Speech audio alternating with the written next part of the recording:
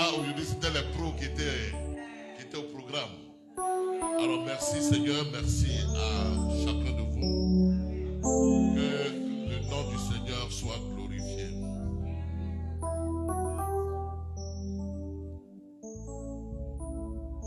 Tu vas saluer ton voisin autour de toi et lui dire: j'honore le Christ qui vit en toi. Et dis-lui qu'il est l'image du Dieu parfait. Il est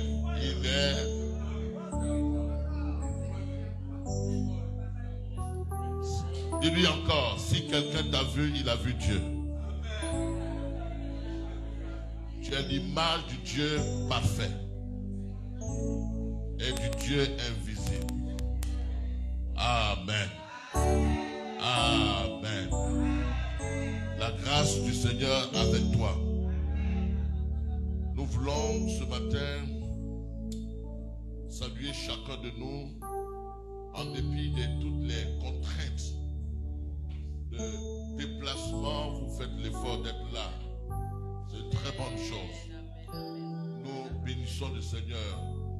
Le collège des pasteurs et moi sommes très heureux de vous avoir. Votre présence encourage. Alléluia. En principe, je dois partir cette semaine, mais comme vous êtes gentils, je suis encore là. Je partirai après.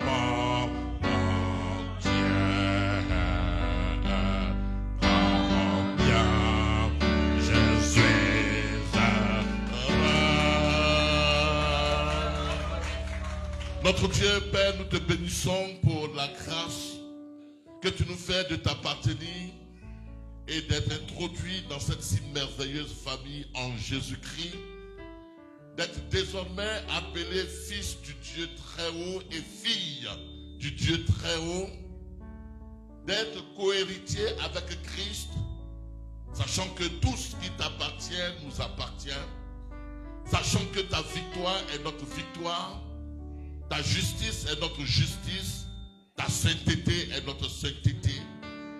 C'est pourquoi en ton nom, nous marchons la tête dans un monde en calamité, en difficulté.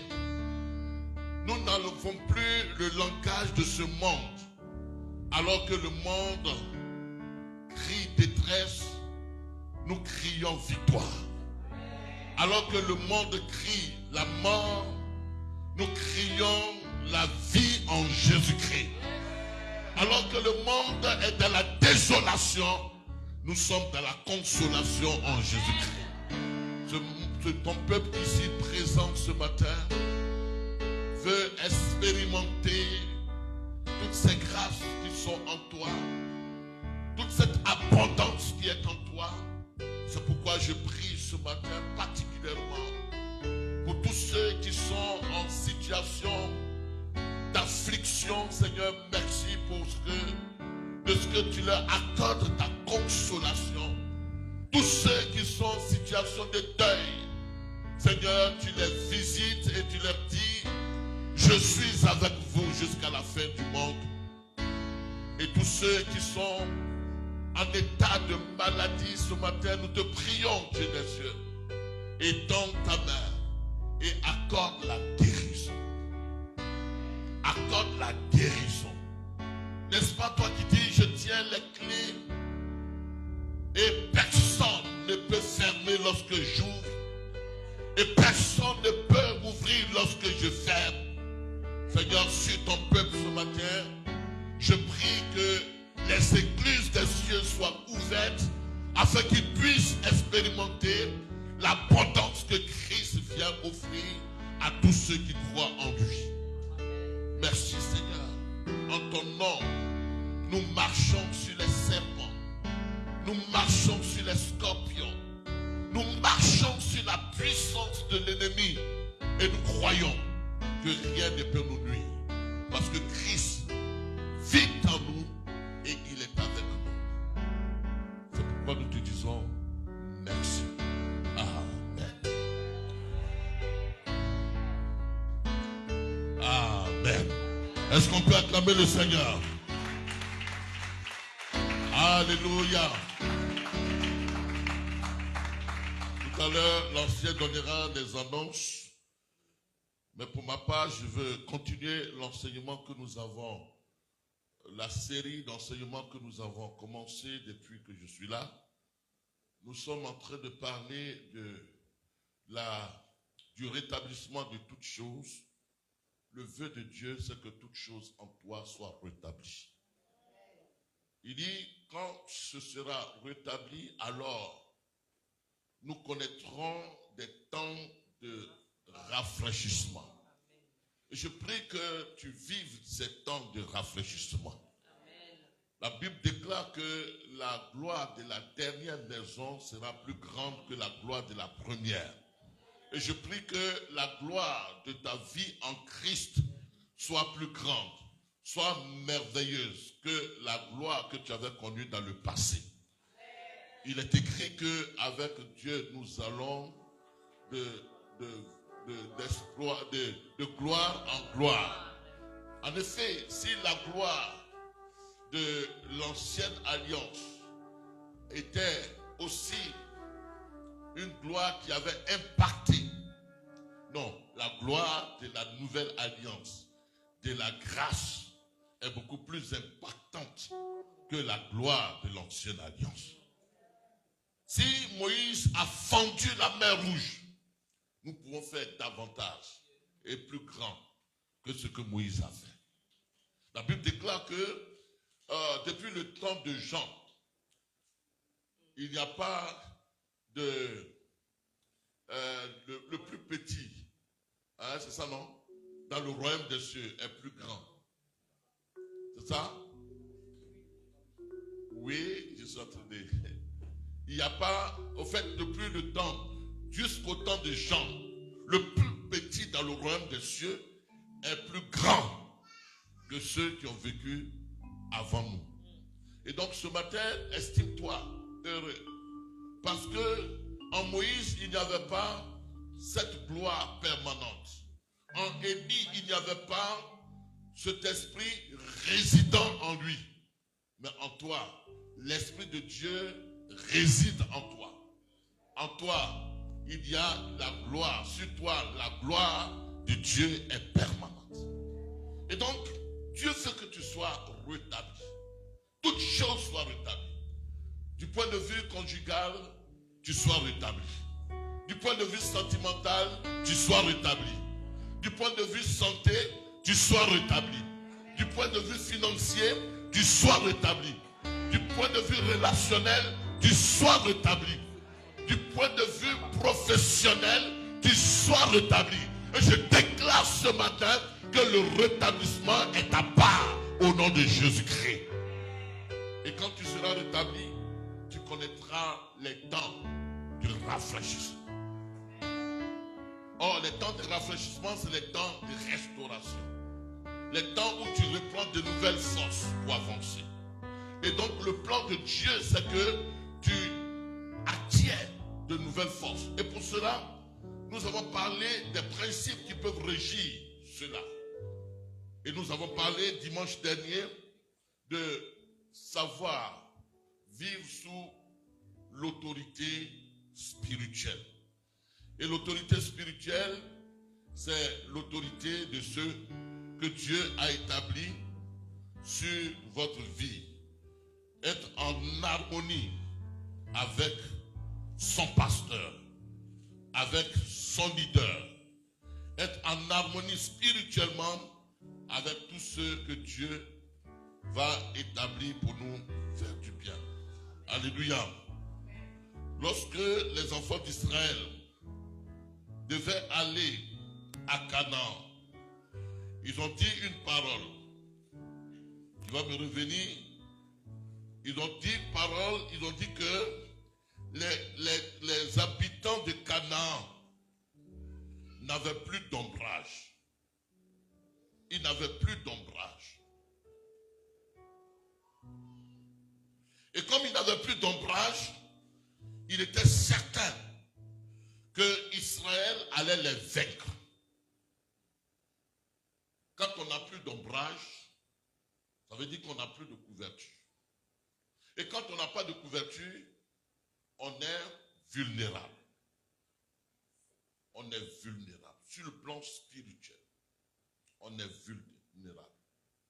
C'est pourquoi il faut se rassurer de la couverture sous laquelle on est. Il faut se rassurer de la couverture spirituelle sous laquelle on mène sa vie spirituelle. Mais il ne s'agit pas seulement de la couverture spirituelle de l'Église. Il s'agit aussi de la couverture spirituelle dans la maison. Vous voyez bien que l'histoire de Job nous révèle que quand Job partait, quand les enfants de Job partaient s'amuser avec leurs amis, Job, dans Job chapitre 1, verset 3 à 4, je crois, Job prenait le soin, il prenait le soin de prier pour ses enfants. Parce qu'il ne savait pas si ils avaient fait quelque chose de mal dehors. Donc Job était le père biologique de ses enfants, mais Job était aussi établi comme père spirituel de ses enfants. Donc Job, le père de la maison, parce qu'il connaissait le Seigneur. Donc les enfants étaient sous le parapluie de leur père, qui était Job. Donc Job se disait, je ne sais pas, on ne sait jamais. Certainement que mes enfants sont allés dehors. Ils ont commis des choses qui ne sont pas agréables au Seigneur. Donc Job se constituait en intercesseur pour ses enfants. Il priait pour ses enfants. Voilà un peu l'intérêt d'avoir l'autorité dans sa maison. D'être constitué en autorité spirituelle pour ses enfants. Or, si nous sommes une autorité ou alors une couverture spirituelle pour nos enfants, une couverture vulnérable, nos enfants seront aussi vulnérables. Notre maison sera aussi vulnérable. On se comprend? Donc, à l'église, le pasteur est la couverture spirituelle. Mais à la maison, le père ou la mère est aussi une couverture spirituel pour ses enfants. Et donc, si nous sommes fragiles, c'est sûr que nos enfants seront vulnérables. Vous voyez bien ce qui s'était passé au temps d'Élie, dans 1 Samuel chapitre 1 ou 2. Au temps d'Élie, la Bible déclare que Élie était fatigué. Il était fatigué. Et lorsque ses enfants faisaient des choses abominables, Élie, parce qu'il était avancé en âge, et parce qu'il avait les yeux qui ne voyaient plus distinctement, Élie ne pouvait pas faire le moindre reproche à ses enfants. Il ne pouvait pas. Et qu'est-ce qui s'est passé? Élie a été déchu de la sacrificature à cause de son irresponsabilité. Non seulement Dieu a frappé les enfants, mais lui, Élie, sacrificateur Élie, il a été déchu du sacerdoce. Pourquoi? Parce que Dieu l'avait établi au-dessus de ses enfants pour qu'il puisse être le gardien spirituel de ses enfants, ses propres enfants. Non seulement il était gardien spirituel du peuple de Dieu, mais il devait être gardien spirituel de ses propres enfants. Et comme il était dans le laxisme par rapport à ses enfants. Oh, papou, c'est pas grave, tu peux venir dans la chambre avec ta copine. Tu peux aller au cabaret, c'est pas grave. Non, tu peux avoir une copine. Tu as déjà 18 ans. Hein, c'est pas grave. Donc, Dieu non seulement a frappé les enfants, mais il a aussi frappé le Père. Bien-aimés, si votre vie spirituelle n'est pas solide, vous ne vous faites pas vous-même du bien et vous ne faites pas non plus du bien à vos enfants. Et à la conférence de la semaine, je vous ai parlé du droit d'aînesse. Et je dis que l'amour de Dieu a été manifesté. Et il est manifesté dans toutes nos familles, dans toutes nos maisons. De sorte qu'il n'y a pas de famille dans lesquelles Dieu n'a pas permis que quelqu'un puisse entendre l'évangile et que quelqu'un soit converti. Nous sommes issus de familles différentes. Et donc, dans notre famille, Dieu nous établit comme des aînés spirituels. Je ne dis pas aînés par rapport à l'âge, mais par rapport à l'autorité dont il nous investit. Nous sommes les aînés spirituels de notre famille. Et donc, nous avons le pouvoir d'exercer, nous avons deux privilèges. Nous avons le privilège d'être roi. Et nous avons aussi le privilège d'être sacrificateur. Donc, nous exerçons la royauté au sein de la famille, mais nous exerçons aussi la prêtrise au sein de notre famille. C'est nous qui permettons et qui disons à Dieu que Seigneur, je prie que ma petite sœur, que mon frère, que mon cousin, que ma famille soit bénie.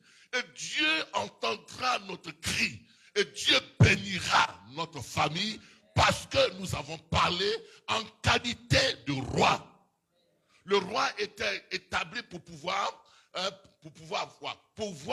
aux besoins sociaux, aux besoins de la population, de ceux sur qui il était établi. Donc c'est nous qui décidons que notre famille se porte bien et elle se portera bien. Mais en même temps, en tant que prêtre, nous avons le pouvoir de décréter que la malédiction, que les sorts, que l'invasion spirituelle des ténèbres contre notre famille s'arrête. Parce que la Bible déclare que tout ce que vous lierez sur la terre sera lié. Alors quand je dis que de ma famille, je ne veux pas de mort précoce, en qualité d'autorité spirituelle établie dans cette famille, il n'y aura pas de mort précoce. C'est une mauvaise compréhension de notre rôle.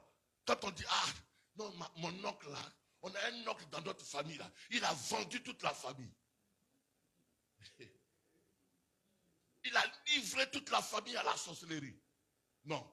L'autorité que tu as est plus grande, est plus forte, est plus puissante que celle de ton oncle. Aucun oncle ne peut commander que la confrérie de la sorcellerie règne sur ta famille. Quand l'oncle aurait décidé, toi tu as une autorité supérieure en vertu de laquelle tu peux dire ce que l'oncle a décidé, je l'annule au nom de Jésus-Christ parce que je suis établi dans un droit d'aînesse dans ma famille.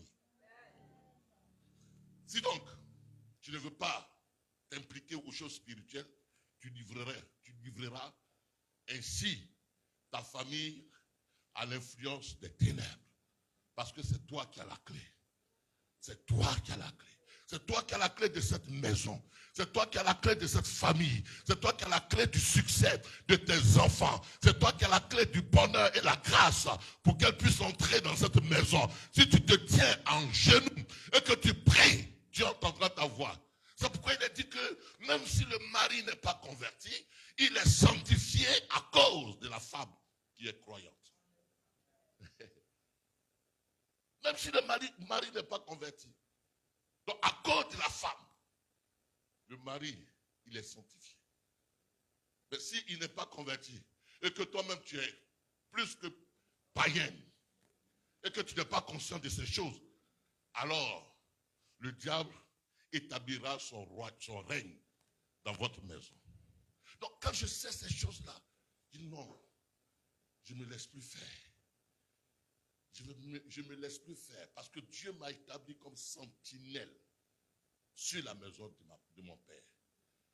Établi sentinelle dans mon foyer. Sentinelle sur la vie de mes enfants. Et si j'exerce ma position d'autorité spirituelle, les enfants seront en sécurité, la maison sera en sécurité et la gloire de Dieu sera manifestée. Alléluia. Aujourd'hui, nous allons continuer un peu dans ce thème, le rétablissement de toutes choses. Et pendant que j'étais en méditation, j'ai eu à cœur que nous puissions partager ce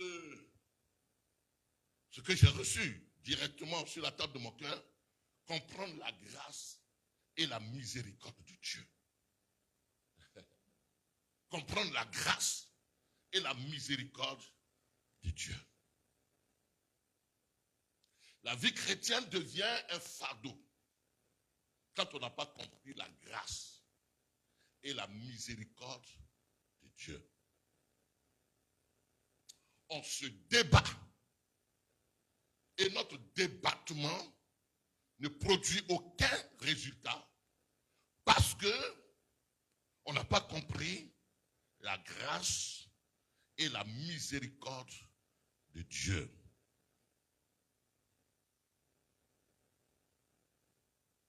On est triste de ne pas avoir telle ou telle chose. Et on envie autrui. Et on se dit, mais tiens, Dieu m'a-t-il abandonné? Non, il ne nous a pas abandonnés. Si nous connaissons la grâce de Dieu et sa miséricorde. Je vous prie de prêter attention à cela. Pourquoi? Parce que dans 1 Corinthiens chapitre 4 verset 7, on va lire beaucoup cet après-midi. Quelqu'un peut m'aider? 1 Corinthiens chapitre 4 verset 7. L'apôtre Paul dit aux Corinthiens que car qu'est-ce qui te distingue? Qu'est-ce qui te distingue aux autres? 1 Corinthiens chapitre 4 verset 7. Car qu'est-ce qui te distingue?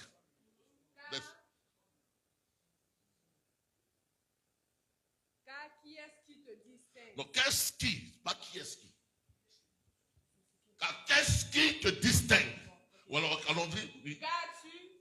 Qui est-ce qui te distingue? Oui. Qu'as-tu que tu n'aies reçu? Qu'as-tu que tu n'aies reçu? Et si tu l'as reçu, oui. Pourquoi te glorifies-tu? Oui. Comme si tu ne l'avais pas reçu. Ah. L'apôtre Paul dit, qui est-ce qui te distingue? Qu'as-tu tu n'aies reçu. Et si tu ne l'as reçu, Et si tu ne l'as reçu, et si tu l'as reçu, pourquoi te glorifies-tu comme si tu ne l'avais pas reçu? Bon, on va réfléchir un peu. Au fait, les Corinthiens étaient dans une attitude, dans une perspective de personnes qui commençaient à se frapper la poitrine, à se glorifier, à croire qu'ils étaient les meilleurs. Parce que la Bible déclare dans le premier chapitre qu'il ne manquait aucun don. Donc ils s'en glorifiaient tellement comme s'ils avaient acquis ces dons-là de par leurs propres efforts. Et parfois, il y en a aussi qui se disaient, mais attends, mais Dieu ne se souvient pas de moi. Et donc, ici, il dit quoi? Si tu as reçu quelque chose, qu'as-tu que tu n'aies reçu? Et si tu as reçu quelque chose, pourquoi te glorifies-tu comme si tu ne l'avais pas reçu? Pourquoi te glorifies-tu comme si ce que tu l'as reçu de par tes propres efforts, de par tes propres mérites? Donc Paul est en train de dire aux Corinthiens qu'ils n'ont rien qui provient de leurs efforts, de leurs mérites. Que tout ce qu'ils ont est le fruit de la grâce de Dieu. Et donc il veut les amener à savoir que la source ou la source de toutes leurs ressources vient de Dieu. Donc il n'y a aucun intérêt à se gonfler la poitrine. Comme si c'est par leurs efforts qu'ils savaient ce qu'ils savaient. Et donc quand on sait que ce qu'on a, on n'est pas mieux que les autres. On n'est pas mieux que les autres. C'est le fruit de la grâce de Dieu. Alors, on sait comment l'apprécier et comment rendre grâce à Dieu par rapport à ce que nous avons reçu. On sait quelle attitude avoir par rapport à l'autre. Parce que si j'ai reçu cela, si je suis à telle position, ou si je suis dans telle condition, c'est pas parce que je suis la plus belle femme. C'est pas parce que je suis le meilleur des pasteurs. C'est pas parce que je suis le plus intelligent. C'est pas parce que je suis le plus fort que j'ai ce que j'ai. Tout ce que j'ai est le produit, le résultat de la grâce de Dieu dans ma vie. Parfois, on pense que c'est parce qu'on prie plus que les autres. C'est parce qu'on se sanctifie plus que les autres. C'est parce qu'on crée Dieu plus que les autres que Dieu nous a favorisés. Non, il ne nous a pas favorisés sur la base de nos mérites, mais il nous favorise sur la base de lui, sa grâce, de sa volonté de nous favoriser et que nous avons intérêt à lui rendre grâce, à pouvoir être reconnaissant de tout ce qu'il nous a donné comme bénédiction. Qu'as-tu que tu n'aies reçu? Si on comprenait cela, on comprendrait que nous sommes des intendants. Que nous sommes des intendants. Que ce que nous avons, Dieu nous l'a donné pour que cela puisse servir non seulement à nous à qui il a donné, mais pour les intérêts de son œuvre ou alors pour l'intérêt d'autrui. On n'a pas besoin de garder, de kidnapper, de bloquer ce que Dieu nous a confié. Non. Je suis conscient aujourd'hui, quand je suis allé à Abidjan, Dieu m'a fait la grâce d'être dans une belle résidence. Et puis quand tout le monde vient, il dit, ah mais tiens, c'est cher ici, ah oui, c'est cher, 50 000 francs par jour. C'est cher. Et les gardiens sont là, les vigiles sont là. Souvent, ils n'ont rien à manger. Tous les matins, Et ils ne comprennent pas. Ils donnent à chacun 1000 francs. Et c'est pour votre repas. Tous les jours. Je leur donne 1000 francs. Ils sont 4. Allez acheter. Et je leur dis que la condition de laquelle vous êtes aujourd'hui, moi j'étais dans cette condition. Mais Dieu m'a fait grâce. Je n'ai aucun intérêt à me croire supérieur à vous. C'est la grâce de Dieu qui a été manifestée. Donc si je peux partager, je le fais en reconnaissance de ce que Dieu a fait. Si je suis aussi aujourd'hui en France, ah non, il y a des gens qui avaient des dossiers plus complets et qui ont postulé au consulat et qui n'ont pas pu avoir le visa, qui n'ont pas pu venir ici. Mais si je suis ici, c'est pas parce que je suis le plus intelligent, mais c'est la grâce de Dieu. Donc quand je vous vois, je ne me place pas dans un complexe de supériorité à qui que ce soit, mais je considère la grâce de Dieu. Je considère la grâce de Dieu. Donner mon offrande, c'est la grâce de Dieu. Participer à l'œuvre de Dieu, c'est la grâce de Dieu. Même étant là, pour prêcher. Non, ce n'est pas parce que je suis le plus intelligent ou le plus sanctifié ou celui qui prie plus que vous tous. Non, c'est la grâce de Dieu. Et quand tu reconnais la grâce de Dieu et la miséricorde de Dieu, qui est la bonté de Dieu, alors tu marches avec un cœur reconnaissant. Tu marches avec un cœur reconnaissant. C'est la grâce de Dieu que je sois participant à l'œuvre de Dieu. C'est la grâce de Dieu que je sois debout et que je vienne au culte. Il y en a qui auraient bien voulu être là, mais ils sont dans le coma. C'est la grâce de Dieu. Donc fais quelque chose pour le Seigneur. Non, je prends cela pas comme un dû, mais comme la grâce de Dieu qui m'est offerte pour que je puisse m'exprimer, pour que je puisse agir pour la cause du royaume de Dieu. Alors comprenons la grâce de Dieu. Il dit, qu'as-tu que tu n'aies reçu? Qu'as-tu que tu n'aies reçu? Et quand tu comprends ça, tu ne marches plus avec le complexe de supériorité. Tu ne marches plus avec l'orgueil dans le cœur. Tu ne marches plus avec la condamnation des autres. Tu ne me condamnes plus. On va voir ça. C'est pourquoi on a du mal à tenir dans la marche chrétienne. Pourquoi? On pense que tout est donné de part à partir de nos efforts. Ou parce que nous faisons plus d'efforts. Et nous voyons les autres comme des pécheurs. Et quand quelqu'un n'a pas été ou n'a pas été exaucé, nous disons, c'est pas, ils sont trop pécheurs. Ils sont trop pécheurs. C'est pas le péché qui le contraint à la malédiction. Et puis nous les jugeons. Et nous nous faisons des supra-spirituels. Nous nous établissons au-dessus des autres. Et nous rappelons à qui veut nous écouter, nous rappelons leur déboire. Tu vois la sœur là. Mais si tu vois son passé est plein de fautes. C'est là. Oh, elle ne mérite même pas de s'asseoir dans l'église. Celle-là. Elle est trop mauvaise. Elle a fait trop de mauvaises choses. Et l'apôtre Paul dit, au moyen de Romains, il me dit, qui es-tu qui juge autrui?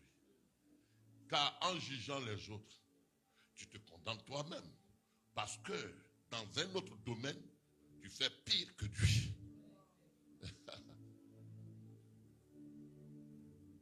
Alors je veux nous emmener ce matin à avoir une attitude de cœur qui permettra que Dieu continue d'être favorable à chacun de nous. Alléluia. Il dit en Jean chapitre 3 verset 27. Il dit, un homme ne peut recevoir que quoi? Que ce qui lui a été donné du ciel. Un homme ne peut recevoir. Alors mon introduction, que ce qui lui a été donné du ciel, dans toute la grâce. Dis Amen. Non, c'est parce que, tu vois, elles sont tellement méchantes, elles sont tellement mauvaises, que Dieu ne peut pas lui donner de mari. Et c'est comme ça on juge. Quand on avait perdu une fois, on a perdu la salle, à Val-de-Fontenay. Je suis allé à une réunion au Palais des Congrès, n'est-ce pas? Et puis, il y a quelqu'un qui a donné une prophétie. Pasteur, vous avez perdu la salle de Val-de-Fontenay. Dieu me dit,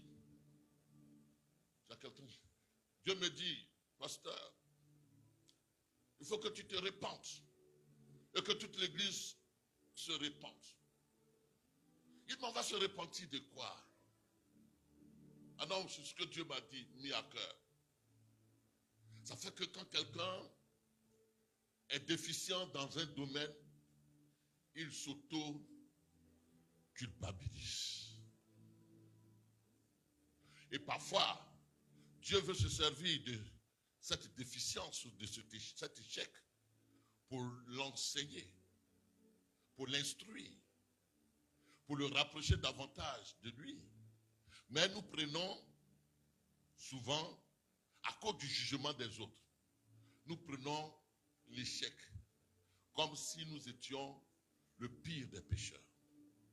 C'est parce que nous mécomprenons la grâce de Dieu. Allons-y encore. Qu'est-ce qu'il dit? Il dit, un homme ne peut recevoir que ce qui lui a été donné du ciel. En Hébreux chapitre 13, verset 5. Hébreux 13, verset 5. Hébreux 13, verset 5, il dit, ne vous livrez pas à l'amour de l'argent. Contentez-vous de ce que vous avez. Car Dieu lui-même dit, je ne te délaisserai pas, je ne te délaisserai point, et je ne t'abandonnerai point. Alors, c'est souvent mal compris. Il dit, contentez-vous de ce que vous avez. Pas que Dieu veuille qu'on reste dans la médiocrité. Pas que Dieu veuille qu'on reste dans la pauvreté. Mais ce verset veut dire que ce que vous avez est suffisant. Et est suffisant pour prendre soin de vous. Est suffisant pour que la grâce de Dieu se manifeste. Ce que vous avez est suffisant pour que vous puissiez rendre grâce à Dieu. Et quand vous serez reconnaissant du peu que vous avez, pour lequel vous rendez grâce à Dieu, Dieu ne manquera pas de vous en donner davantage. Pourquoi? L'auteur aux Hébreux le dit ainsi. Parce que souvent, le peu que nous avons, nous ne savons pas l'apprécier. Et nous ne savons pas dire merci à Dieu. Et parfois nous pensons que c'est quand on aura assez qu'on sera reconnaissant à Dieu, qu'on pourra mieux servir Dieu. Mais Dieu dit que dans les petites choses qu'il t'a confiées, il veut voir ta reconnaissance et il veut voir ta fidélité à gérer le peu qu'il t'a donné. Il veut voir que le peu qu'il t'a donné est une marque de sa fidélité pour toi. Et donc toi, tu dois être aussi fidèle dans la gestion du peu. Et tu dois lui être reconnaissant. Parce que le peu que tu as, toi tu dis c'est peu. Mais certainement tu ne sais pas que quelqu'un en dehors de toi n'a même pas ce peu-là. Donc si tu sais dire merci à Dieu pour le peu qu'il t'a donné, et que tu n'es pas frustré, et tu n'es pas en train de te plaindre, te dit que parce que je n'en ai pas assez, je ne viens pas à l'église. Le pain, ça peut être la santé. Le pain, ça peut être le fait que tu sois régularisé. Le pain, ça peut être le fait que tu sois dans une petite maison. Mais le pain que tu as est la manifestation de la grâce de Dieu. Et tu ne devais pas t'attrister pour ce peu. Tu devrais au contraire rendre grâce à Dieu pour ce peu. Et quand Dieu ferait ton action de grâce, ta reconnaissance, Dieu dit, parce qu'il est fidèle dans le pain que je lui confie, alors je lui en confie davantage. Donc, de grâce à Dieu. Je suis convaincu que il y en a qui disent que Dieu ne fait rien pour eux. Mais le Père reconnaît la grâce de Dieu dans le Père. Dieu ne fait rien pour toi. Pourquoi? Parce que tu aurais voulu voyager en première classe comme pasteur d'Akouri. Bon, mais toi, tu as la santé. Il y en a qui sont en première classe et qui sont malades. Il y en a qui sont en première classe et qui sont dans le trouble dans leur foyer. Il y en a qui sont en première classe et qui ne sont pas heureux. Mais toi, tu as le Père et tu te portes bien. Et toi, tu as le Père et tu es en harmonie avec ton épouse ou avec tes enfants. Toi, tu as le Père et tu as la protection de Dieu. Toi, tu as le Père et tu peux t'enregistrer, tu peux dormir tranquille. Toi, tu as le Père. Alors, rends grâce à Dieu. Ne sois pas celui qui recherche l'abondance au mépris du peu que Dieu lui donne. Est-ce qu'on se comprend? Et que quand tu fais ça, c'est que tu es reconnaissant de la grâce de Dieu. C'est que tu sais apprécier la grâce de Dieu. J'ai vu des gens, vous savez, avec moi, des gens qui veulent même avoir un visa pour venir ici. Des gens même qui vous envient parce que vous êtes là. Mais qui ne savent pas que vous êtes aussi en difficulté. Mais qui voudraient être à votre place. Qui voudraient être à votre place. Alors, je veux te dire ce matin que commence par apprécier la grâce de Dieu. Commence par là. Commence par apprécier la grâce de Dieu. Commence par comprendre que tout ce que Dieu fait est le fruit de sa grâce, est la manifestation de son amour, de sa grâce. Et donc revenons à notre texte dans Exode chapitre 33. Exode 33, le verset 12 au verset 19. Exode 33, le verset 12 au verset 19. Et on va comprendre ça doucement, tranquillement. Moïse dit à l'Éternel, oui. Voici, tu me dis, fais monter ce peuple, et tu ne fais pas connaître qui tu enverras avec moi. Cependant, tu as dit, je te connais par ton nom, et tu as trouvé grâce à mes yeux. Maintenant, si j'ai trouvé grâce à tes yeux, fais-moi connaître tes voies, alors je te connaîtrai, et je trouverai encore grâce à tes yeux. Considère que cette nation est ton peuple. L'Éternel répondit, je marcherai moi-même avec toi, et je te donnerai du repos. Moïse lui dit, si tu ne marches pas toi-même avec nous, ne nous fais point partie d'ici. Comment sera-t-il donc certain que j'ai trouvé grâce à tes yeux, moi et ton peuple? Ne serait-ce pas quand tu marcheras avec nous et quand nous serons distingués, moi et ton peuple, de tous les peuples qui sont sur la face de la terre? L'Éternel dit à Moïse, je ferai ce que tu me demandes, car tu as trouvé grâce à mes yeux et je te connais par ton nom. Continue. Moïse dit, fais-moi voir ta gloire. L'Éternel répondit, je ferai passer devant toi toute ma bonté et je proclamerai devant toi le nom de l'Éternel. Je fais grâce à qui je fais grâce et miséricorde à qui je fais miséricorde. Amen. Ah, ça c'est prophétique. Moshe dit à Dieu, mais distingue-nous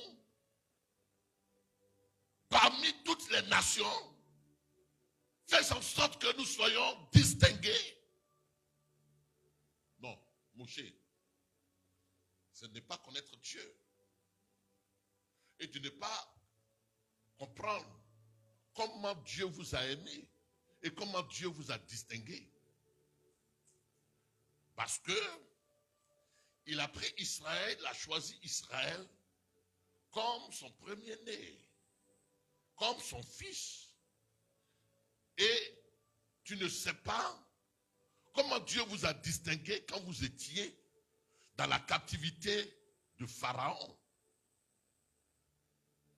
Dieu t'a déjà distingué. Bon, si tu m'as distingué, marche avec nous. Et Dieu le rassure pour dire que, mais Moïse, la requête que tu donnes aujourd'hui, là, ce n'est pas maintenant que j'ai commencé à marcher avec toi. Depuis longtemps, je marche avec vous. Souviens-toi, Moshe, que pendant que vous étiez chez Pharaon, j'avais pris moi-même l'initiative de marcher avec vous. Il dit, ok. Donc, Moshe dit encore, oh Dieu, fais-moi voir ta gloire.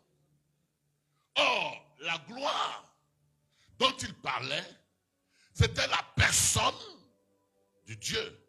Au fait, il voulait voir Dieu comme un homme. Il voulait voir Dieu manifester en chair, manifester comme un humain. Donc la requête qu'il adresse à Dieu est une bonne requête. Mais cette requête-là, elle va trouver son exaucement plus tard. Parce que ce n'était pas le temps où Dieu allait être manifesté, allait être incarné. Vous voyez bien? Donc, si nous étudions bien la requête les prières de Moshe, nous voyons que Moshe ignore ce que Dieu a commencé par faire avec eux, ce que Dieu continue de faire avec eux. Et Moshe demande des choses qui sont légitimes. Voir Dieu, c'est légitime. Mais ce n'était pas encore le temps de le voir. Parce que Dieu serait manifesté plus tard en la personne de Jésus-Christ. Donc la requête, Moshe a dû croire qu'il a prié, il a parlé, et Dieu n'a pas exaucé. Mais la requête va trouver son exaucement plus tard. On se comprend?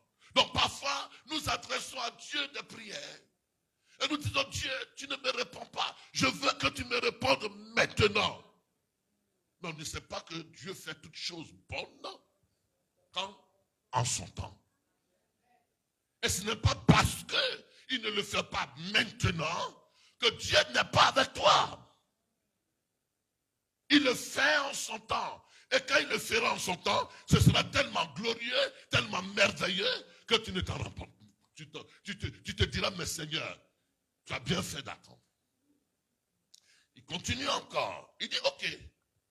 Et l'Éternel répondit au verset 19. Il dit, je ferai passer devant toi toute ma bonté et je proclamerai devant toi mon nom, le nom de l'Éternel. Et il dit, je fais grâce. Je fais grâce. À qui je fais grâce? Et miséricorde, à qui je fais miséricorde. Dis Amen. Il dit, je fais grâce. Au fait, cette grâce-là, c'est une grâce particulière. Cette miséricorde-là, c'est une miséricorde particulière. Parce que la grâce que Dieu va faire plus tard, ce sera le don de la personne de son Fils, le don de Jésus-Christ. C'est pourquoi la Bible dit que, Jean dit, la parole a été faite chair, en Jean chapitre 1, verset 14, il dit la parole a été faite chair et Dieu s'est incarné en la personne de Jésus-Christ. On se comprend? Il dit, je fais miséricorde à qui je veux faire miséricorde. Or, le mot miséricorde, c'est quoi? En latin, c'est misere. Misere, c'est de la misère. C'est que nous avons traduit en français la misère. Donc, il veut dire à Moshe que moi, Dieu là, je rentre dans la misère de quelqu'un. J'enlève sa misère et je donne selon ma propre volonté, selon mon propre chef, selon le gré de ma pensée, je rentre dans la misère d'autrui, j'aspire sa misère et j'apporte la provision. Donc, je fais grâce à qui je fais grâce. Je fais grâce à qui je veux faire grâce. Je fais miséricorde à qui je veux faire miséricorde. Donc Moshe comprend que quand je veux faire grâce, cela ne dépend pas de tes dispositions ou alors du critère humain, de tes qualités, de tes œuvres, de la façon dont tu te comportes. Mais si je veux faire grâce, parce que la grâce, si elle dépend de tes œuvres, elle n'est plus grâce. Si elle dépend de la façon dont tu te comportes, elle n'est plus grâce. Or, la grâce, elle vient quand tu ne t'y attends pas. La grâce, elle ne se soumet à aucun critère humain. C'est moi, Dieu, qui décide.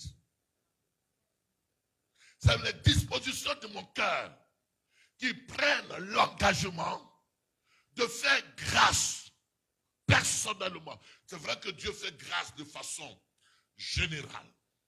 Mais il y a des grâces qui sont particulières, que Dieu accorde à des individus. Et on pose la question à Dieu, mais tiens, comment est-ce que à cet individu-là, tu peux faire grâce, mais de façon à dépasser les critères humains? Dieu dit, c'est moi qui ai décidé de faire grâce.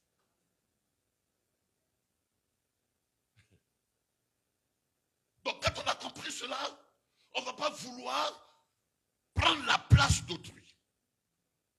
Parce que ce qu'il a reçu ne dépend pas lui-même de ses efforts. Ils n'ont pas compris. Donc si on a compris cela, on ne va pas en être frustré. Parce que ce que Dieu a fait pour lui ne dépend pas de lui. C'est Dieu lui-même qui, par sa résolution souveraine, a décidé de faire grâce, a décidé de faire miséricorde. Mais c'est de façon particulière. Donc quand je comprends cela, je n'ai pas besoin de jalouser celui à qui Dieu a fait grâce. Non. Parce que c'est Dieu qui se résout lui-même de le faire. On se comprend? Bon, s'il ne l'a pas fait pour toi, ce n'est pas parce que tu es trop mauvais. Parce que dès l'instant où tu penses que pourquoi il a fait grâce à tel et qu'il ne m'a pas fait grâce, alors la grâce n'est plus grâce. Ils ne comprennent pas. Est-ce qu'on se comprend ce matin? La grâce, elle ne dépend d'aucun effort que l'être humain puisse faire devant Dieu. Vous allez me dire, mais attends, qu'est-ce qu'il raconte ce matin? Oui, parce que c'est parce que nous ne savons pas apprécier la grâce de Dieu que nous nous jugeons les uns les autres, que nous nous jetons les pierres, que nous pensons que si Dieu a fait cela pour moi ou pour tel, c'est parce qu'il est trop spirituel. Cela ne dépend d'aucune spiritualité. On se comprend?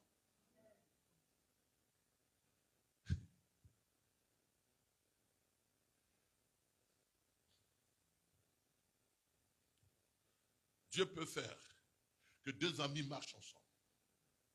Et puis une est vraiment bénie de façon inattendue. N'allons pas la jalouser. Et nous ne nous plaçons pas dans un complexe d'infériorité. Ne pensons pas que parce que Dieu a fait cela pour lui, que Dieu ne peut pas manifester sa grâce, mais dans une autre dimension pour nous. Et ne pensons pas que c'est parce que Dieu ne nous entend pas. Je veux dire ce matin que Dieu t'entend, mais la grâce qu'il fait à X dépend de lui, Dieu, de sa propre volonté de le bénir de cette façon. Mais si Dieu a pris sa résolution de bénir X de cette façon, ce même Dieu qui est miséricordieux, comprenant la misère, la souffrance dans laquelle tu es plongé, le même Dieu viendra et il fera grâce. Mais certainement, ce ne sera pas la même façon dont il s'est manifesté pour l'autre. Parce que ces grâces sont des manifestations exceptionnelles. On se comprend? Pourquoi je dis cela? Je dis cela parce que on croirait que Dieu ne nous répond pas. Alors que les grâces qu'il fait sont quoi? Sont différentes. Elles sont différentes. Et si on n'a pas compris cela, on dira, mais tiens, moi je ne viens pas à l'église. Je ne viens plus au culte parce que ça fait 5 ans que je suis dans cette église, ou 5 ans que je suis dans la foi, mais je ne vois rien. Non, c'est parce que tu n'as pas compris la grâce de Dieu. Parce que si tu attends la grâce de Dieu de cette façon, elle n'est plus la grâce de Dieu. Elle est la récompense de tes œuvres. Or, Dieu ne répond pas il ne répond pas à tes efforts, mais il répond à lui sa grâce. Donc, sors de la mentalité de vouloir faire des efforts pour que Dieu, exceptionnellement, me fasse cela. Dans l'Ancien Testament, d'accord. Mais dans la dispensation, ce que Dieu fait, il ne fait pas grâce. Il ne le fait pas grâce. Et ce que nous faisons pour Dieu, nous le faisons par signe de reconnaissance. Donc si je viens ce matin, alors que ma soeur est venue avec une voiture, ok. Mais si je viens, c'est parce que je suis reconnaissant à Dieu qui m'a donné la santé. La vie chrétienne devient difficile pour plusieurs parce qu'ils attendent de Dieu une récompense, un salaire. Oh, Dieu ne traite pas avec nous en termes de salaire. Les gens vont vous dire que fait ceci, Dieu va faire cela. Non, Dieu n'est pas obligé de le faire. Si je ne vous dis pas la vérité, je serai menteur. Et si les choses ne viennent pas selon que vous les attendez, vous allez finir par démissionner. Et c'est parce que nous avons depuis ces dizaines d'années, nous avons prêché un Dieu qui est contraint de nous récompenser. Il y a longtemps, je suis à l'église, je prêche, je ne vois rien. Il y a longtemps, je ne vois rien. Et parce qu'on nous a dit qu'il veut donner 100 euros. Il y a le mariage qui est là. C'est lui qui donne 100 euros. Option de mariage est là. Mais Dieu n'est pas engagé dans ce discours. Je prêche un autre évangile, c'est vrai. Dieu n'est pas engagé dans ce discours. Donc si nous voulons avoir une vie chrétienne paisible, une vie chrétienne de rafraîchissement, il faut qu'on comprenne que Dieu agit avec nous selon sa grâce et sa miséricorde. Et sache que la grâce et la miséricorde ne te feront pas défaut, parce que tel qu'il agit avec la sœur, tel il agira peut-être différemment avec moi. qu'est sûr, sa grâce sera manifestée. Elle sera manifestée. Sa miséricorde sera manifestée. Dieu ne te laissera pas dans cette situation. Il manifestera sa grâce. Il manifestera sa miséricorde. Mais il la manifestera pas qu'il a fait pour Yolande. Pas qu'il a fait pour Nathalie. Pas qu'il a fait pour Marie. Il la fera, mais d'une autre façon. D'une autre façon. Et la diversité de Dieu. Les différentes façons de se manifester, elles sont tellement merveilleuses que chaque façon mérite action de grâce. Chaque façon mérite action de grâce.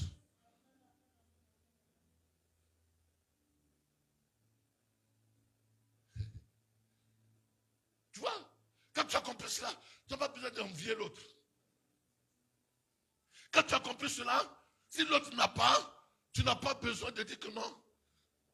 Il y a un démon sur lui. Tu n'as pas besoin d'inventer un péché dans sa vie. Tu vois, l'église, ou les charismatiques que nous sommes, a tellement vu le péché partout, a tellement vu les démons partout, a tellement vu ceci partout. Peut-être qu'il y en a que Dieu fait passer par des sentiers difficiles. Parce que dans ces sentiers difficiles, Dieu veut leur donner un témoignage. Dieu veut se révéler à eux dans une facette, dans une façon, dans une meilleure façon. Dieu permet que tu passes par ces difficultés-là parce qu'il veut te mûrir, il veut t'assagir, il veut te purer, il veut détruire la vieille idole qui est dans ton cœur. Dieu permet que tu passes par là, mais les voies de Dieu sont insondables.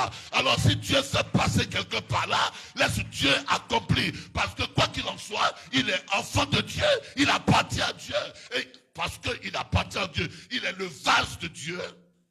Dieu traite le vase en fonction de ce qu'il veut mettre dans le vase, en fonction du mandat qu'il veut accorder au vase. Pourquoi? Comme donnes-tu le potier qui est en train de casser son vase, qui est en train de refaire son vase, qui est en train de modifier son vase, qui est en train de le polir, qui est en train de le mettre au four, pour que le vase, quand il sortira du four, il soit un vase poli.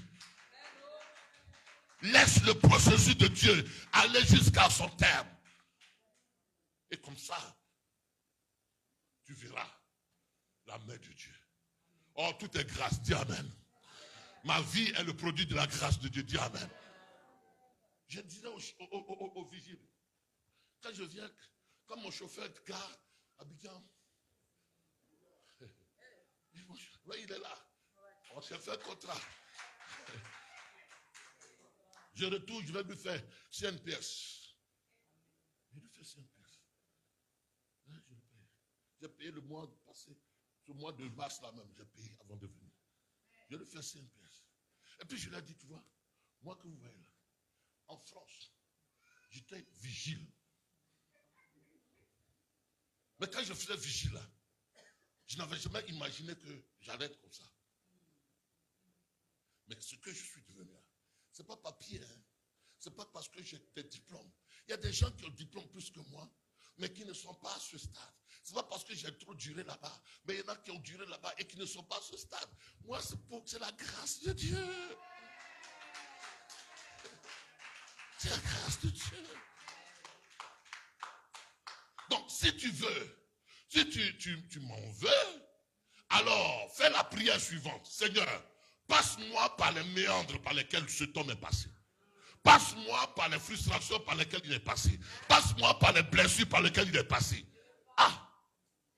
Mais tu n'accepteras pas, tu ne supporteras pas. Parce que les épreuves par lesquelles je suis passé, elles étaient en fonction de ce que Dieu voulait faire de façon particulière avec moi. Ça fait plus de 30 ans, on est ensemble. Mais tu ne sais pas ce qu'on a eu. Souvent, on a failli démissionner, abandonner. Et la grâce de Dieu a suffi. Parce que c'est lui qui nous a mis dans ce processus. Il nous a mis dans ce processus pour nous pâlir, pour nous polir, pour nous faire, pour nous pour nous transformer. Il nous a menés au pressoir. Nous sommes passés par le Gethsémani. Nous sommes passés par le four de Dieu. Nous sommes passés par le désert. Nous sommes passés par la famine. Et maintenant Dieu dit, parce que tu es passé par là, alors ma grâce, elle va pouvoir à ce que tu n'as pas eu dans le passé. Je te donne ceci. Donc ne pleure pas. N'en vis pas. N'en vis pas. C'est la grâce de Dieu. Et ceux qui n'acceptent pas ces choses-là, l'apôtre Paul dit, ne recevez pas la grâce de Dieu en vain. C'est-à-dire que la grâce de Dieu vient vers vous, et puis, vous la déclinez. Pourquoi? Parce que vous ne voulez pas vous soumettre au processus. Alors, revenons. Je fais miséricorde. À qui je veux faire miséricorde. Dis Amen. Je fais miséricorde à qui? À qui je veux faire miséricorde. Donc, Moïse était en train de dire à Dieu, fais-moi voir ta gloire. Dieu ne lui a pas fait voir sa gloire. Il lui a montré sa grâce et sa miséricorde. Si tu as vu la grâce de Dieu et tu as reçu la miséricorde de Dieu, nécessairement, la gloire de Dieu sera manifestée. Parce que là où il y a la grâce de Dieu, Jésus-Christ, la grâce de Dieu, là où il y a la bonté particulière de Dieu dans ta vie, cela va de pair avec la manifestation de la gloire de Dieu. Or, chacun de nous est le fruit de la grâce de Dieu. Parce que Paul dira, c'est par la grâce de Dieu que vous êtes quoi? Vous êtes sauvés. Ça ne dépend pas de vous. Hein? Ce n'est pas parce que vous étiez bien.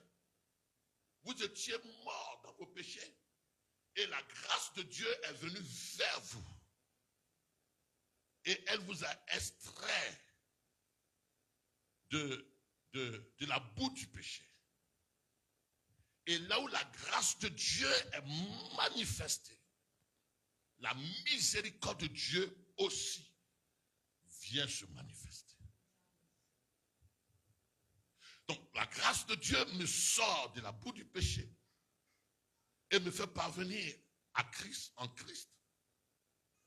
Elle s'accompagne de la miséricorde de Dieu. Et la miséricorde de Dieu et la grâce de Dieu font éclater nécessairement la gloire de Dieu. Donc, tu as un potentiel pour recevoir la manifestation de la gloire de Dieu. C'est-à-dire que tu as en toi tout ce qu'il faut pour que tu manifestes la gloire de Dieu. Mais tu ne pourras pas, il n'y aura pas de manifestation de la gloire de Dieu. Il n'y aura pas de parousia. Il n'y aura pas de manifestation. La parousia, la présence de Dieu ne se manifestera pas de façon visible si la grâce de Dieu n'est pas appréciée. Vous faites ce que je vous prêche, c'est pas ouya quoi. C'est pas ouya. Là où la grâce de Dieu est manifestée, sache que la miséricorde de Dieu. Or, la miséricorde de Dieu, c'est quoi? Quand Dieu rentre dans ta misère et extrait ta misère pour apporter la provision qu'il faut, pour apporter ce qui manque. Donc, grâce de Dieu, elle manifeste la miséricorde. Donc, sache que la miséricorde et la grâce de Dieu sont ensemble. Or, c'est par la grâce de Dieu que tu es sauvé. Mais pourquoi la miséricorde n'est pas, tu ne la sens pas? Or, la miséricorde, c'est la bonté infinie de Dieu. La bonté de Dieu qui ne dépend que de Dieu lui seul. Le jour où tu reconnaîtras la grâce de Dieu, qui a été manifestée dans ta vie, la miséricorde, elle sera aussi manifestée. Je m'avais terminé. Alors, j'étais là sur ma table, et puis j'ai fait des études de cas. Je donne 3 ans. Regardez un peu. Moïse prie. Il dit, Dieu, fais-moi voir ta gloire. Je veux me voir si tu es là. Je veux voir si tu marches avec moi. Mais vous savez, pourquoi nous ne voyons pas ces choses? Parce que, comme je le disais tantôt, nous marchons en comptant sur nos œuvres. Or, la grâce de Dieu n'est pas dépendante de tes œuvres. Ça n'a rien à voir. Regardez un peu. Quand Israël était en Égypte, quelle œuvre bonne Israël a faite? Non. Au contraire, Israël, quand ils sont allés en Égypte, ils se sont convertis aux pratiques de l'Égypte.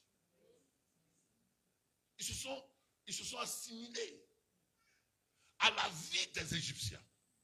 Donc, vous voyez ça, lisez Actes chapitre 6, Actes chapitre 7, vous allez comprendre que même ils sont tombés dans l'idolâtrie. Ils étaient dans la corruption. Et cependant, la grâce de Dieu a été manifestée en elle. C'est pourquoi Paul dira, là où le péché a abondé, la grâce vient surabonder. C'est-à-dire que Dieu le sent. Et ça, cette nuit, je suis en train de travailler sur. Je suis en train de voir. Mais vous suivez avec moi, vous allez comprendre. Quand Dieu le sent, il va avoir la mer rouge. Est-ce que eux, c'est par leur sainteté que Dieu va fendre la mer rouge? C'est la grâce de Dieu. Ils vont entrer dans le désert. Les eaux de Mara, les eaux vont être amères. Qu'est-ce qu'ils vont faire? Ils vont se plaindre. Ils vont murmurer. Parfois même, ils ont voulu lapider Moïse. Mais la grâce de Dieu a été manifestée. Ils ont eu faim par moment. Dieu, malgré leurs murmures, leurs plaintes, ils ne sont pas morts. Il n'y a pas un. Dans le chapitre, dans Exode, jusqu'au chapitre 19, il n'y a pas un qui est mort. La grâce de Dieu. Un jour, ils ont dit à Dieu, non, nous ferons tout ce que tu vas nous prescrire. Dans Exode chapitre 19, verset 4. Nous sommes prêts à faire tout ce que tu vas nous prescrire. Et tu vas lire le verset 8. Lis vite. Exode chapitre 19, verset 4. 19, verset 4. Oui. Vous avez vu ce que j'ai fait à l'Égypte. Vous avez vu ce que j'ai fait en Égypte. Et comment je vous ai porté sur des ailes d'aigle et amené vers moi. Hey, Maman Béda, tu as vu comment Dieu, depuis que tu es dans ce pays, il t'a mis sur ses ailes. Lui-même, il a mené le combat pour toi. Amen. Vous avez vu?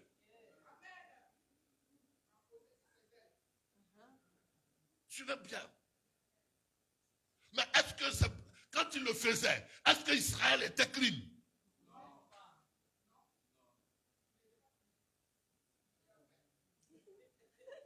Suivez-moi.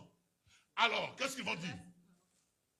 Vous avez vu comment je vous ai porté? Le verset 8, ils vont dire quoi? Le peuple tout entier répondit, oui. Nous ferons tout ce que l'Éternel a dit. Ah. Mais vous ne voyez pas ce qui est dangereux dedans. Nous ferons, Exode 19, hein, nous ferons tout ce que l'Éternel a dit. Est-ce que Israël, tu es sûr que tu feras tout ce que l'Éternel a dit? Ça, c'est moi, c'est toi et moi. Seigneur, je suis prêt. Envoie-moi où tu veux. Non, je suis à toi toute ma vie. Je vais t'obéir jusqu'au bout. Et à peine tu as fini cette prière-là, la semaine qui va suivre, la tentation va venir, tu vas succomber. Parce que Dieu va te démontrer que tout ce que tu as, c'est par grâce.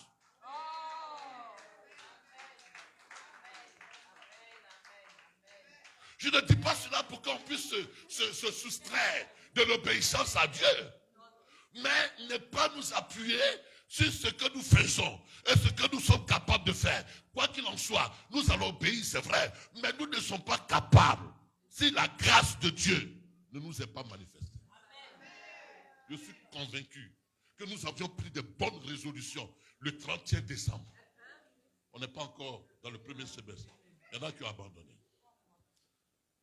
Ah Seigneur, moi tu me vois, je t'accepte comme mon Seigneur. Je ne commettrai plus ce péché. Je ne te dis pas d'en commettre. Mais je dis Seigneur, je m'appuie sur ta grâce. Je compte sur ta grâce. Parce que ta grâce me fera une œuvre. Transformera mon intériorité. Ta grâce agira en moi. Ta grâce permettra que je puisse surpasser ce que je ne pouvais pas faire. Ta grâce me fortifiera. Et par ta grâce, je pourrai arriver. Je compte sur ta grâce. Je ne compte pas sur ma prière. Je ne compte pas sur mon ancienneté. Je ne compte pas sur ma connaissance de la parole de Dieu. Mais je compte sur ta grâce. Si ta grâce n'est pas avec moi, Seigneur, je n'atteindrai pas le but que tu as signé à ma vie. Je compte sur ta grâce. Je m'appuie sur ta grâce. Je m'appuie sur l'œuvre de Christ. Je sais que le Saint-Esprit m'aidera. Je m'appuie sur le Saint-Esprit. Nous ferons tout ce que tu m'as dit. Ok. Dieu dit ok. Pour cela, je vais établir chapitre 20. 10 commandements. Oh, Jacques 2, 10 dit quoi? Celui qui enfreint à un seul commandement est coupable de tous les commandements. Bon. Celui qui enfreint un seul commandement. Bon, toi tu ne cherches pas femme. Tu fais bien. Mais tu critiques.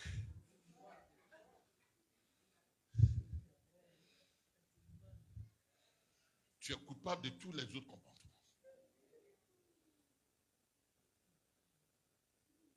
Ok. Toi, tu ne critiques pas.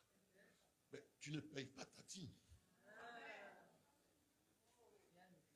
Tu es coupable de tous les commandements. Bon, tu donnes ta dîme. Mais toi, ton affaire de colère, tu ne pardonnes pas. Tu annules. Donc, vous voyez bien que nous devons obéir en nous appuyant sur la grâce de Dieu.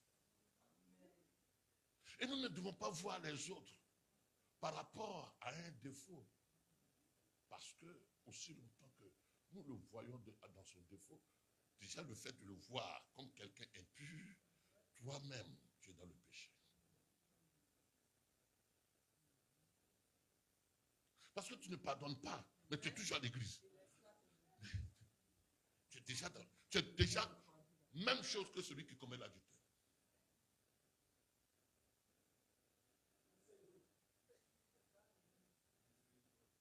Donc, tu as besoin de la grâce et de la miséricorde. Acclame-nous, Seigneur.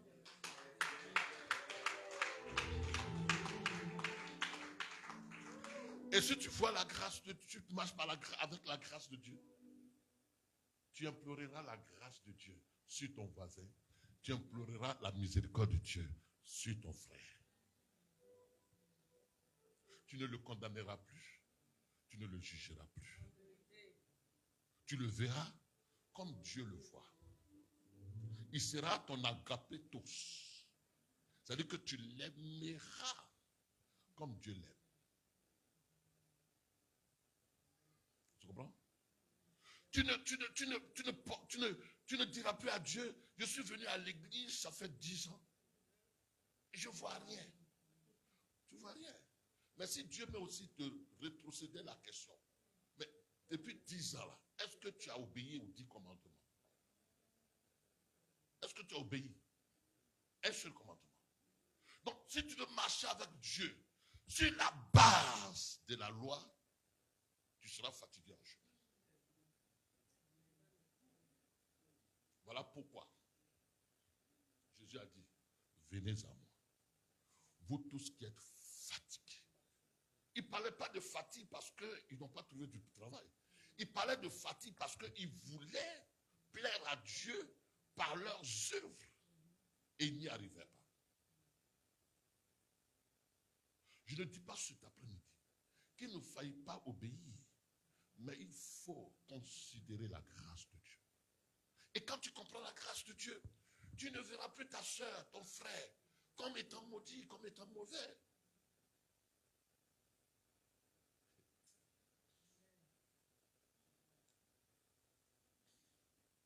Ah, s'il était loin, pourquoi Dieu ne leur donne pas enfant, Dieu ne te fait pas ceci? Ok. Mais toi, Dieu te donne peut-être enfant. Mais Dieu ne lui a pas donné enfant. Mais Dieu lui le favorise d'une autre façon. Et de cette façon dont Dieu le favorise, il doit être content. Il doit rendre grâce à Dieu. Parce qu'il y a des gens, ils ont enfants, mais ils n'ont pas la grâce que Dieu a. Donc Dieu, la grâce de Dieu, Dieu manifeste sa grâce différemment. Il ne faut pas acclamer.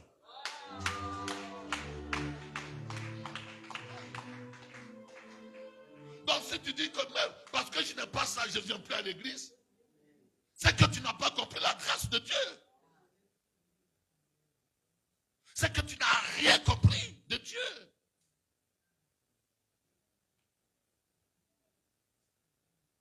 Parce qu'il y en a qui viennent ici et qui sont venus en même temps que toi. C'est vrai. Ils n'ont pas papier, mais toi tu as eu papier. La grâce de Dieu a été manifestée. Ce n'est pas parce que tu étais plus intelligent, mais Dieu a fait grâce. Qu'est-ce que je veux dire ce matin? Considère que tout est par grâce. Et traite avec Dieu sur la base de sa grâce envers toi. Et quand tu traites avec lui sur la base de sa grâce envers toi, tu ne lui en voudras pas. Tu ne jalouseras pas ton frère. Tu ne t'épuiseras même pas dans la marche avec Dieu. Tu ne reposeras pas sur tes œuvres. Il n'y a pas de contrat entre Dieu et toi. Le seul contrat, c'est Christ qui est mort, qui t'a sanctifié, qui t'a justifié. Alors que tu ne méritais pas cela, mais il a fait de toi fils de Dieu. Je termine avec ça. Voyez bien. J'étais là, j'étais en train de réfléchir. Donc, Israël aussi, on ne va pas tout lire, mais Israël, à un moment donné, dit que Dieu, non, tu nous as sortis de l'Égypte, c'est bien. Tu as traversé la mer Rouge, c'est bien. Mais nous voulons aussi avoir un roi. Mais ils ne veulent pas un roi comme selon la volonté de Dieu. Nous voulons avoir un roi comme les autres nations. Comme. Voilà où les gens dévient. Parce qu'ils ne savent pas comment Dieu traite avec eux. Suivez-moi ce matin. Dieu traite avec chacun de ses enfants de façon, dans une particularité particulière. Et donc, quand tu n'as pas compris cette particularité, que tu veux faire comme, Dieu te laissera aller dans une volonté permissive. Il dit, ok, vas-y. Mais tu assumeras les conséquences. Ils disent à Dieu, donne-nous un roi comme les autres nations. Je vais me marier comme les autres sœurs, comme les autres femmes. Et comme ce n'est pas le temps de Dieu, ils vont se fabriquer des exaucements. Et ces exaucements seront comme un goulot d'étranglement. Et Dieu leur dit que si vous voulez comme là, le roi là, il va vous asservir, il va vous faire ceci. Il dit non, nous on ne veut pas. Même s'il nous a servi, c'est bon. Pourquoi? Parce qu'ils veulent satisfaire leur bas-ventre. Parce qu'ils brûlent. Ok, va. Mais quand tu vas marcher comme une gazelle avec son enfant seul, tu comprendras. Quand tu vas voir telle soeur avec son mari venir, et puis ils sont ensemble, et puis toi tu es toi seul, tu marches comme, chez nous on appelle ça un bloquant, c'est un esprit, il est un pied, un œil, tu marches seul, tu vas comprendre. Quand tu vas voir la joie que l'autre manifeste, parce qu'il a attendu le temps de Dieu, et le temps de Dieu est le temps favorable. Laisse Dieu traiter avec toi comme il a résolu. Parce que tu es particulier aux yeux de Dieu. La mission, la destinée qui est assignée à ta vie, elle n'est pas la destinée comme pour tout le monde. Pourquoi veux-tu faire comme tout le monde? C'est pourquoi la vie chrétienne de plusieurs n'est pas une vie chrétienne avec des temps de rafraîchissement. Voilà où je voulais en venir. C'est-à-dire qu'aujourd'hui, ok, télécom, ok, mais à un moment donné, ça sera enfin comme. Hein? Ça sera welcome. Diable, ne marche jamais dans le coming. Ne marche jamais comme. Marche avec le dessein de Dieu pour ta vie. Marche avec les voies de Dieu dans ta vie. Marche avec la pensée de Dieu dans ta vie. Marche comme Dieu a résolu dans ta vie. Ne marche pas avec la multitude. Ne marche pas en regardant la multitude. Marche avec la direction de l'Esprit de Dieu. Parce que tu es particulier aux yeux de Dieu. Et Dieu fait pour toi des choses particulières. Regardez un peu, je te donne ces 3 exemples. C'est que il y en a qui mangent ensemble, ils vont. Regardez. J'ai failli réveiller ma maman quand j'ai eu cette révélation. La pauvre, de mon élève. Regardez un peu. Actes chapitre 12.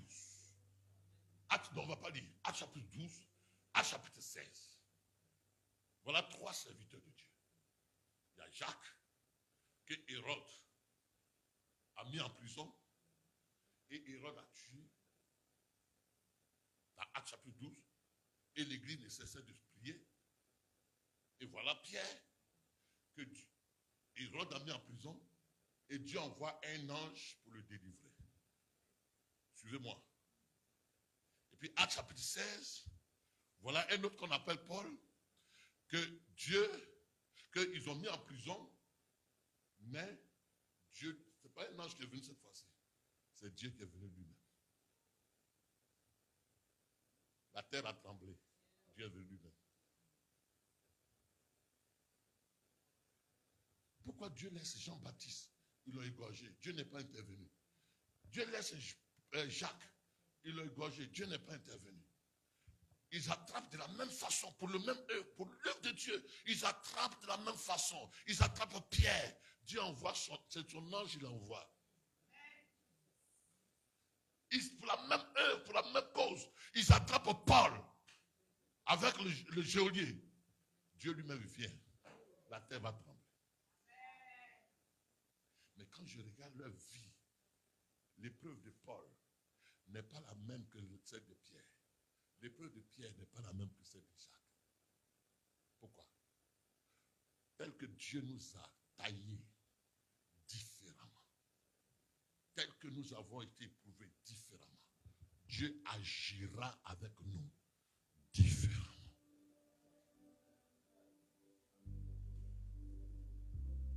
Que Dieu te bénisse.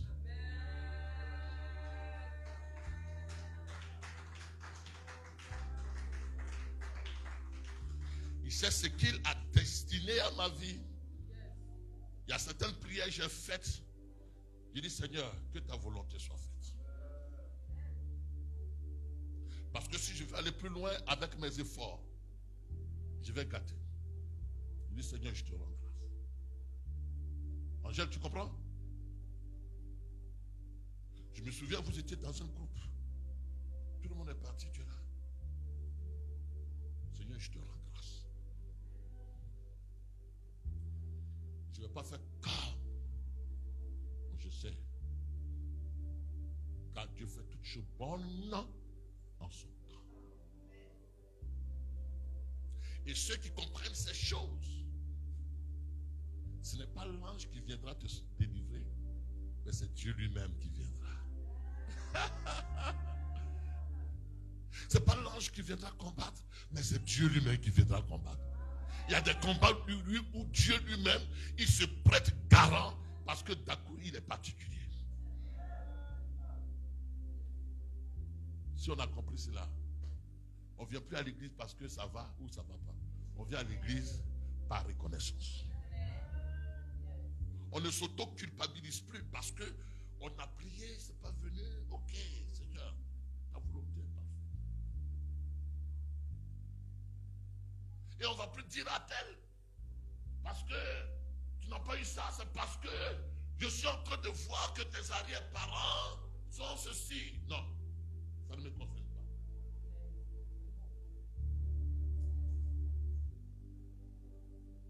pas. Est-ce qu'on se comprend ce matin? Si on n'a pas compris la grâce de Dieu, on va s'auto-culpabiliser. On va s'attribuer des fautes. On va s'attribuer des péchés. On va s'attribuer des condamnations desquelles Dieu ne nous condamne pas. Mais comment t'as couru ton affaire est? Et puis ton affaire, non, c'est pas facile. Pour ton affaire est, comment ton affaire est? Et puis tu souffres comme ça. Mais tu sais, je ne sais pas, moi-même je ne sais pas. Mais Dieu sait.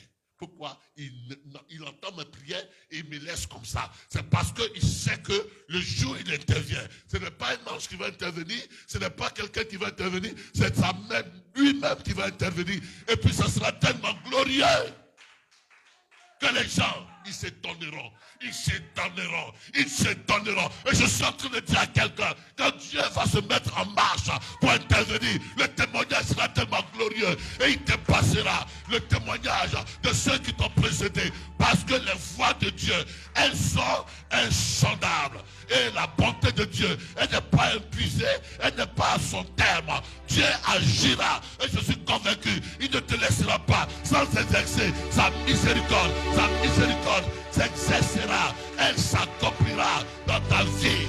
Et tu rendras un témoignage. Comprends Dieu. On va se tenir debout.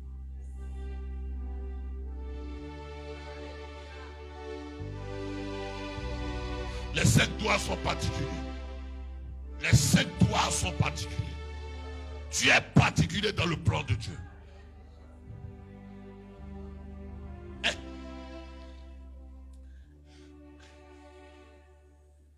Il a dit à Marie, je te salue qui? Marie, toi à qui la grâce de Dieu a été faite.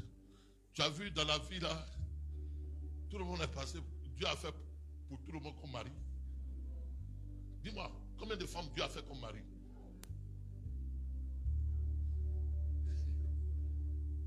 Combien de femmes qui sont réveillées le matin, ceux-là sont enceintes? Dieu traite avec chacun de nous en particulier. N'envie personne. Ne convoite personne. Jacques dit que vous demandez et vous ne recevez pas. Parce que vous demandez pour satisfaire vos passions. Si tu as demandé, que ça ne vient pas, rends grâce à Dieu. Rends grâce à Dieu. Parce que si tu continues de demander comme ça, une pensée va te venir de chercher toi-même solution par tes efforts.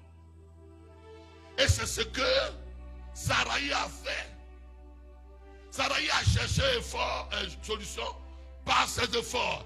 Elle dit, Abraham, ça fait 25 ans que Dieu nous a promis. Fabriquons effort. Mais est-ce que le monde est en paix? Est-ce que Israël est en paix? Ce n'est pas la guerre israélo-palestinienne qui continue à cause de Sarah. Tu es venu dans ce pays par la grâce de Dieu. Laisse Dieu prendre soin de toi dans ce pays par sa grâce. Ne fabrique pas des solutions pour venir rendre témoignage ici. Je vais rendre témoignage. Dieu m'a fait ça. Oh mon ami, tu as sauté une étape. Tu as sauté un paragraphe. Paragraphe où tu as volé papier. Il faut mettre tous les paragraphes que tu envoies si c'est Dieu. Mets tous les paragraphes dans l'étude des textes. Mais tu as oublié un paragraphe. Il ne faut pas fabriquer solution. Laisse Dieu faire. Voilà, lève la main. Je ne sais pas à quel niveau le combat est. Et la chair et sa passion veulent t'emmener à fabriquer une solution. Moi aussi j'étais comme ça hier. Mais ne fabrique pas. Ne fabrique pas. Tu n'auras pas la paix. Et tu te décourageras. Ne dis pas je viens à l'église, je ne vois rien. Tu ne vois rien quoi? Rends grâce à Dieu. Ensemble, rendons grâce à Dieu. Nous te bénissons notre Dieu. Parce que ce matin, tu nous fais comprendre que tes voies sont insondables. Ta volonté est parfaite. Et nous ne voulons pas nous laisser aller par l'euphorie de ce monde, par l'euphorie de la religion. Et nous voulons te dire merci Seigneur. Désormais notre vie est entre tes mains. Et tu me conduis nos vies par ta grâce et ta miséricorde. Nous reconnaissons ta miséricorde. Nous reconnaissons ta bonté. Et nous reconnaissons que ce que nous avons, nous l'avons grâce à toi. Grâce à ta grâce. Merci Seigneur. Dans le nom de Jésus-Christ. Quelqu'un va mettre la main sous sa bassesse, sous son bas-ventre.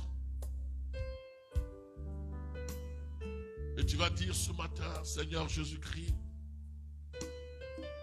Ensemble disons, Seigneur Jésus-Christ, je te rends grâce.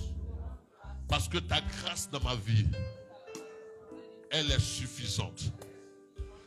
Comme Paul, 3 fois j'ai prié.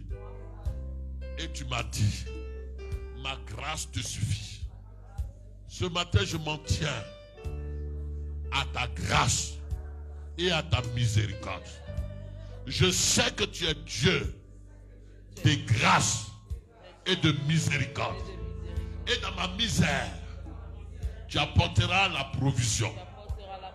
Et tu me donneras de rendre témoignage et de voir ta gloire. Merci Seigneur. Je pars ce matin en comptant sur ta grâce. Au nom de Jésus-Christ. Amen. Est-ce qu'on peut acclamer le Seigneur?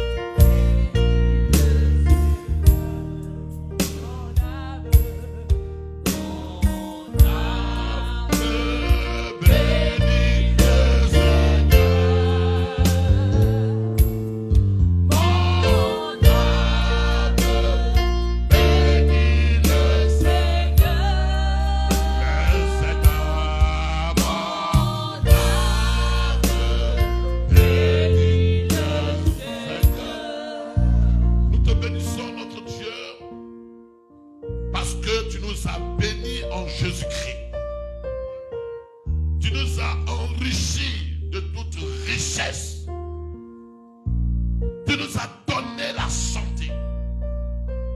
Tu nous as donné de te connaître. Tu nous as transportés dans ce pays. Et chaque jour, tu nous donnes ce qui est nécessaire, ce dont nous avons besoin. Cette offrande, nous la donnons ce matin en signe de reconnaissance. Parce que c'est toi qui nous donnes toutes choses afin que nous en jouissions. Merci de multiplier tes grâces sur la vie de ton peuple afin qu'il rende témoignage de ta fidélité, de ta bonté, de ta miséricorde. Pendant que nous allons bientôt affronter cette semaine, nous comptons sur ta grâce.